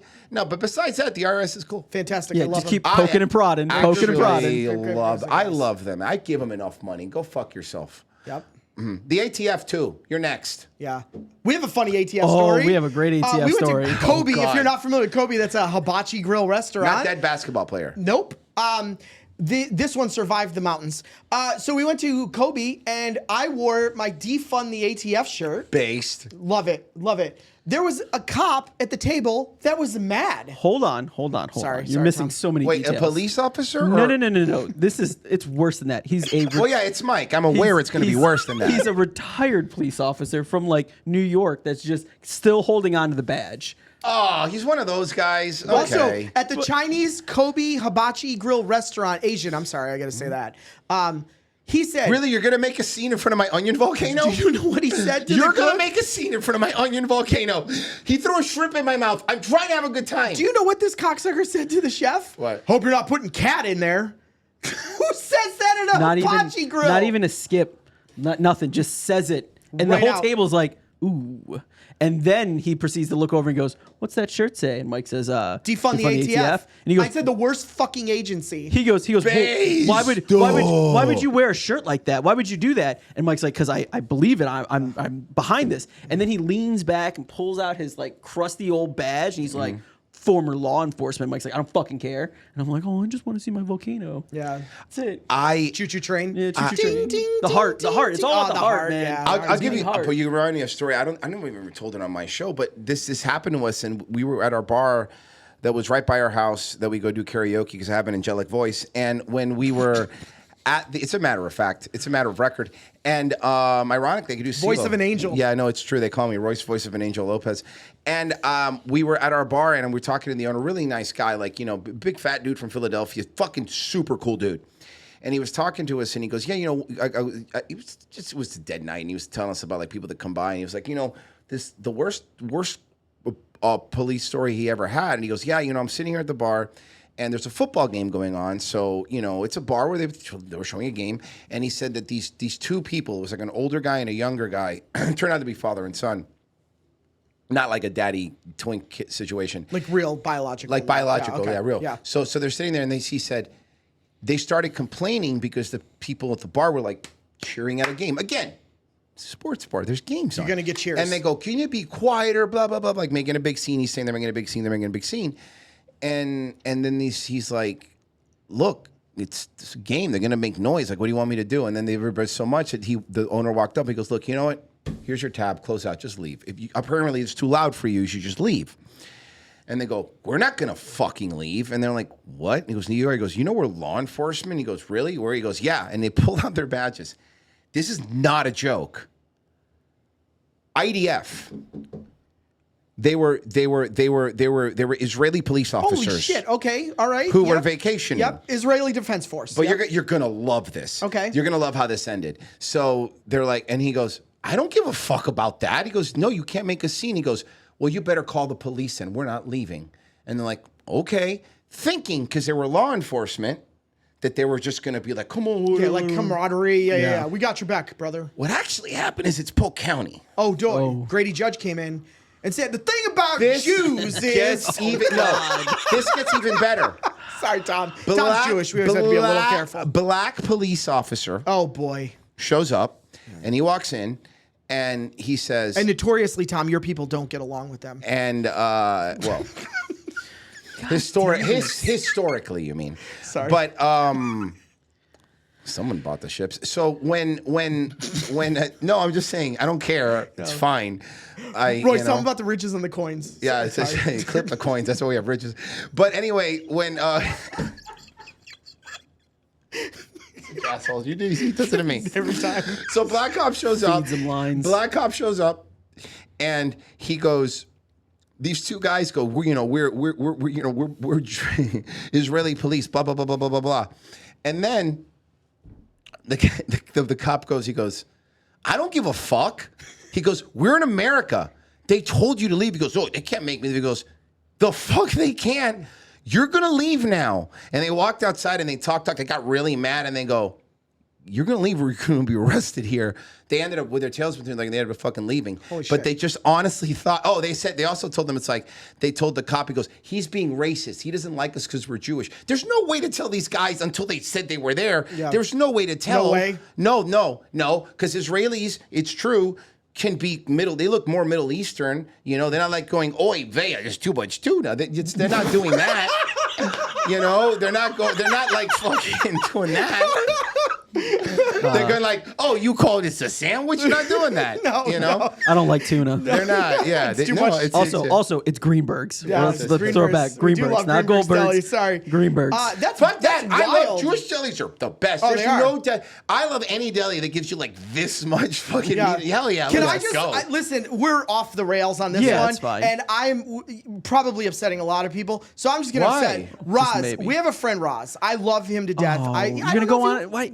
Because it's the funniest thing ever to Okay, me. go ahead. My friend Roz is Palestinian. Okay, shout out to Roz. I love you. Okay, F in the chat. he's a Palestinian dude, right? We went to Vegas together. And this was when tensions were high. It was a lot of like Palestinian flags or, the Jewish star. Like, it was a lot of battling. So a bunch of Jewish guys started encroaching on his room. Sorry, I had to make that judge. It's too easy. So we're sitting. Did you stay on the Gaza Strip? I can't. That's the last one. Yo! That's the last one. That's the last one. Roz, I'm sorry. no. But we're sitting no. we're sitting in Bellagio, right? And I said to him, Roz, listen, man, I'm just a white Christian dude. Like, I'm an idiot. I'm not even religious, but I don't really understand like what's going on. I know there's a lot of tensions. Can you help me understand? And he went really deep into explaining the Palestinian versus Israel, the whole situation, the holy war. Like, as articulate, Roz is a smart dude, went through it all, really explained it, explained to me why I shouldn't be drinking why I shouldn't be drinking Starbucks because it helps fund Israel. Like, he went into everything, right? Really helped explain Does it really? Yeah, I believe you. I didn't know that. Basically, Starbucks kills babies. But they were doing that. Babies. They were doing that on their own anyway. That's true. Thanks, Planned Parenthood. So here's the thing. So he's going through. Now you're not gonna get them as a sponsor.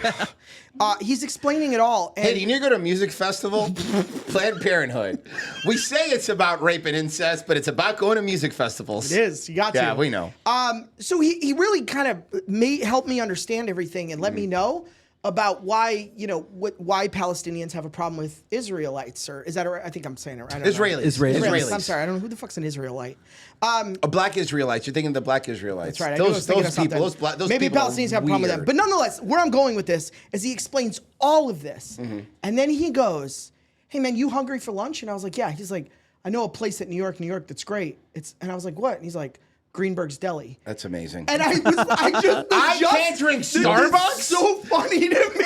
Listen, you can't turn down that sandwich. It's That's true, why. but also in fairness to Roz, you walk in and it's all Middle Eastern dudes behind the counter there. So it's delicious though. But it's one of my favorite stories to just to explain the entire history of a holy war and then punchline it with let's head to a Jewish deli because the food's still great. You got to do it. So Slaps. it's like gays with Chick-fil-A, right? It doesn't matter. Yeah. Gays still love Chick-fil-A. Yeah. It Gays makes work sense. at Chick-fil-A now. There's one that works at my Chick-fil-A. Oh wow. Yeah, Mersh got a job there. Our Chick-fil-A is just inappropriately. He didn't even. Mersh got a job there. Oh. Sorry, he's going to see it, and I want to make sure he knows Sorry. that he's gay. I was trying to rush to the joke that our Chick-fil-A is just inappropriately attractive teenagers, like just hot. No? Okay. Well, the room temperature got a little weird. We're gonna let you just hang on that mic. Yes. Okay. So you're the Anthony Cumia of this show, I see. Oh man. I did look up to him. Yeah, so did all his dates. Boom. There it is. Sorry. So, Royce, thank you. This we're was about an awesome. hour and a half. Yeah, doing hour that and a was half. great. It was good. This was fucking fun. I hope you like the show. Hell yeah. Yeah. Also, I want to thank you. Listen, I didn't give. Here's the thing. Yeah. This, and I'm sorry, Tom. No. Tom and I are doing this together, but I don't think this show would exist if you didn't tell me to do it. Because I looked up to you, man. You have a big show. You have a following. You have people. And I'm not trying to gas you up here too much, but what I'm saying is, when we were friends, I would just be like, I would ask you these questions. I would fanboy out on you and be like, hey man, I'm sorry, but this was so funny.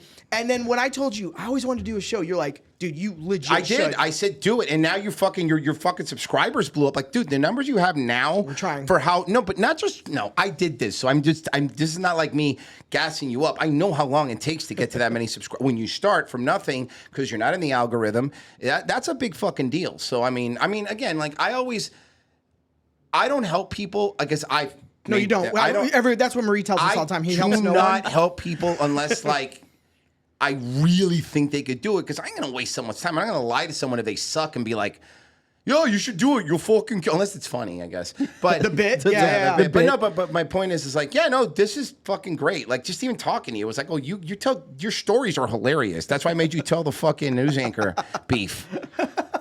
No, I appreciate it because you were like, hey man, I know if you do this, it will be good. Yeah. And I was like, Tom, maybe we should do this, and it's been shooting up. And I also look at almost 6, dude. We're almost at 6. Just do it. Yeah. We're your viewers also, because when we first started, you would leak out our videos. Yeah, I would. I did. He would be like, "Hey, man, check this one out." And I'd be like, "Hey, guys, go check this on the list." And I go, "Guys, go check this one out." And the best part is we would get those subscribers, but they would leave comments that were like, "You guys are gay, but no, seriously, this show is actually really funny." Yeah. And it was just great. It was just our fans are like that. Our fans are mean, but they're honest. Yeah.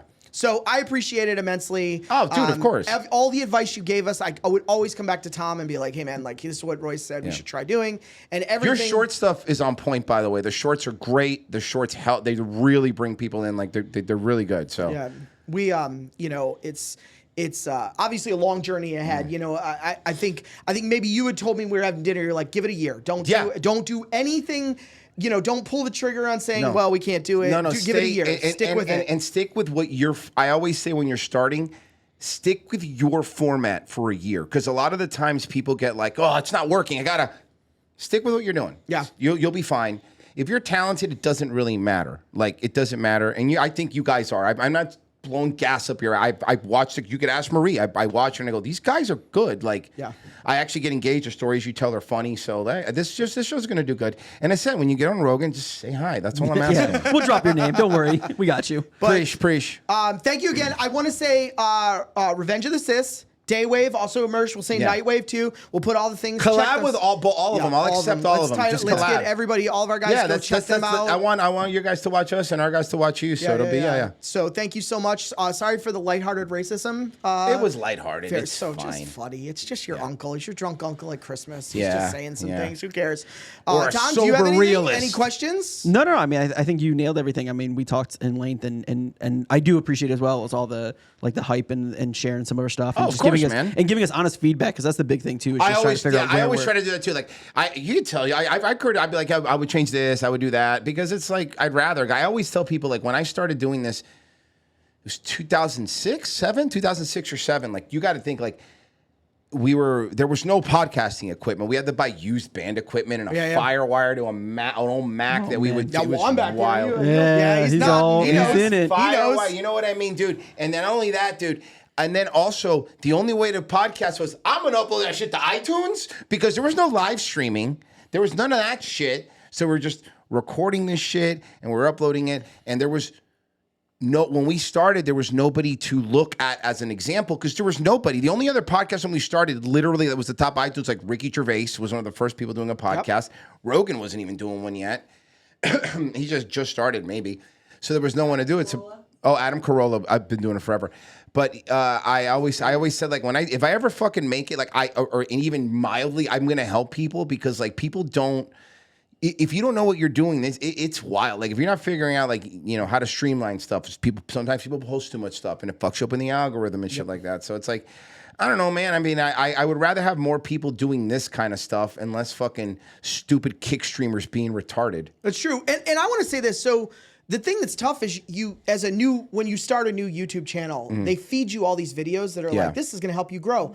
The first video is contradictory to the second video. No, don't listen to them. All these people just telling you to do opposite things. But where I wanted it is, I think back, we kind of talked about it, XM days, Opie and Anthony's show. I would just die laughing watching that show. It was like hanging out with friends. I know. And that's all the vibe. I wanted is to catch that in a bottle again and have that, because you don't have it anymore. Everyone's afraid. One of the best compliments I got, outside of everything nice you've said to us, is one of our friends we ran into, and he was like, dude, every podcaster I listen to is just this uptight. They want to make sure they're saying the right thing. They don't want to offend their guest.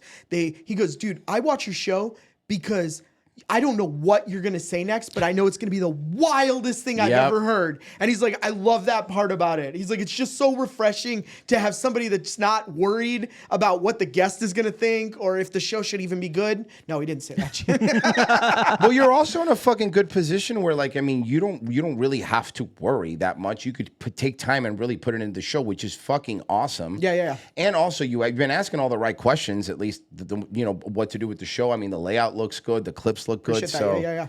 It's just trying to dial in a little bit and just, but what's great is it feels like we're finally stepping into where we're getting the right audience. We got to get you guys to at least do one live show a week. You got to start live streaming. Okay.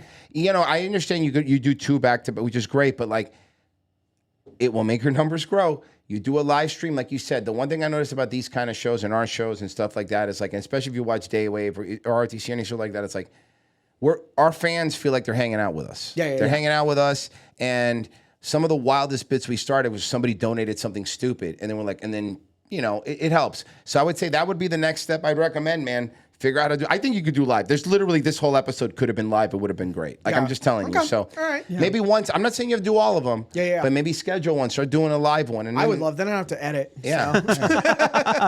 So. Again, once you get your again, it's just be very careful with the YouTube stuff and the stuff you say. There's ways to work around it. But once you get used to it, thank you for that advice after everything we've said. So, exactly. As a matter of fact, everything that we've said on this show is fine. I say much worse. So. Trust me on that one. There's still time. Yeah, let us know in the comments if that's true. But no, thank you so much, Royce, for coming on. No, appreciate you coming on. Appreciate it. Thank you. Thanks for Grade the Show. Like, subscribe, comment below. Make sure to check out these guys. We'll put all the links and everything. Also, their audience, thank you again. Let us know how terrible we are, or if you like us, let us know what you think of the MGM Corporation. So, and that's it. Thank you, guys. Love you. This episode is brought to you by Broke Flexing, the official clothing brand of financially irresponsible. You love cars you can't afford, watches on payment plans, gambling stories that start with, "I was up at one point." Yeah, we made shirts for that. Broke Flexing is streetwear for people who flex first and check their bank account later. Cars, money, gambling, a little tactical spice, all done with heavy sarcasm and zero shame. High-quality shirts, premium prints, maximum disrespect for your savings account. Head over to brokeflex.com right now and use discount code OGTS for 10% off your entire order. Broke Flexing, because being broke is temporary, the drip is forever.